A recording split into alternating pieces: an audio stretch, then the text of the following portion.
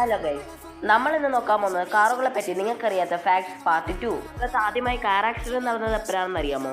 അത് 1893 USA ഓഹിയോയിൽ വെച്ചിട്ടാണ്. അന്ന് ആ വണ്ടി വളവിൽ വെച്ച് മറിഞ്ഞതായിരുന്നു കാരണം. നിങ്ങൾക്കെല്ലാവർക്കും F1 കാർ ഇഷ്ടമല്ലേ? പക്ഷേ ഈ കാർ അതിൻ്റെ ഫുൾ സ്പീഡിൽ 1 മിനിറ്റ് സഞ്ചരിച്ചാൽ തന്നെ ഈ വണ്ടിയുടെ 3 ലിറ്റർ പെട്രോൾ ആ വണ്ടി തീർക്കും. നിങ്ങളിപ്പോൾ സ്ക്രീനിൽ കാണുന്ന ഈ വണ്ടിക്കാണ് ലോകത്തിൽ ഏറ്റവും കൂടുതൽ ആക്സലറേറ്റ് സ്പീഡ് ഉള്ളത്. ഈ വണ്ടിയുടെ പേര് വരുന്നത് ടെസ്ല എക്സ്പ്ലേഡ് എന്നാണ്.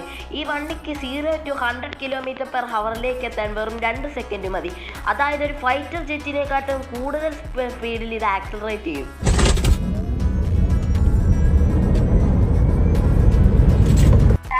എന്തിനാണ് യെല്ലോ കളർ നിങ്ങൾക്ക് കൊടുക്കുന്നതെന്ന് നിങ്ങൾക്കറിയാമോ?